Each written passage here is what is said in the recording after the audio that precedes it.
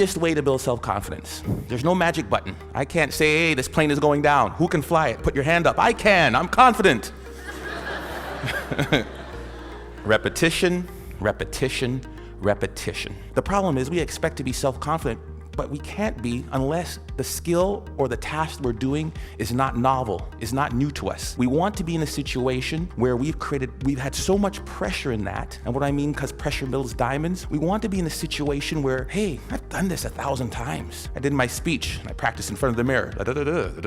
Hey, I'm sounding good. And then I read in front of my kids and my wife. It's like, oh gosh, got a little nervous. And then I get in front of Glenn Gould. Oh my goodness, I'm a little more nervous. By the time I get to the ACG, where 2,500 people, can't say anymore, right? 2,500 people, where 2,500 people are there, I won't have a single ounce of nervousness because of my ability to practice, right? Over and over and over again. The problem with repetition is, how many of us bail after the first bit of failure? How many of us bail after the first bit of adversity? Edison was on that video, and depends who you ask, there's anywhere from 1,000 to 10,000 tries to build that light bulb. 1,000 to 10,000. J.K. Rowling should be on that video. You know how many publishers she took her Harry Potter book to? I believe the number was 12 or 13. I'm pretty confident, but after 2 or 3 no's, I'd be like, dang it. After 6 or 7, I'm like, maybe not.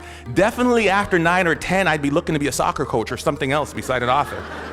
Right? I mean, 12 times somebody said no. But practice, practice, practice, and do not accept failure. Maybe it shouldn't be repetition. Maybe the answer should be persistence, because we all repeat something, but very few of us really will persist. We all have a self-talk tape that plays in our head. Anybody go shopping and put on a pair of pants this week? If you're a woman, the first thing that always comes, damn, I look fat in these pants. And if you're a man, it's the opposite. Oh God, I have no muscle, I'm so flabby, right? We all have this tape that plays in our head. We all have this negative self-talk that goes in our head. Guess what? There's enough people that are telling us we can't do it, that we're not good enough. Why do we want to tell ourselves that? We know for a fact that thoughts influence actions. We saw it there with the video Dr. Levy showed, right? We know that our thoughts influence actions. Why do we want to say that negative self-talk to ourselves? We need to get our own self-affirmations. Muhammad Ali, what was his self-affirmation? I am the greatest. Who else is gonna tell you?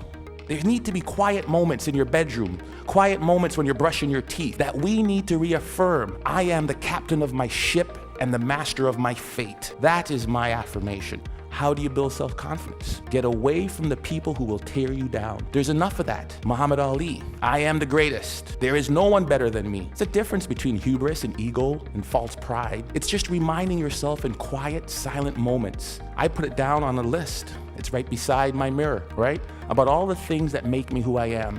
Because I make enough mistakes, and the newspapers will recognize it, and people around me will recognize it, and they'll tear me down. And pretty soon I'll begin to believe it. There was a time when my confidence was really low. There was a time when I took this job, when I came from Iowa, I don't know if I could do it. I had to bring out my self-confidence letter, a letter I wrote to myself when I was feeling good. Ivan, congratulations on getting your PhD before 40. Self-confident people interpret feedback the way they choose to.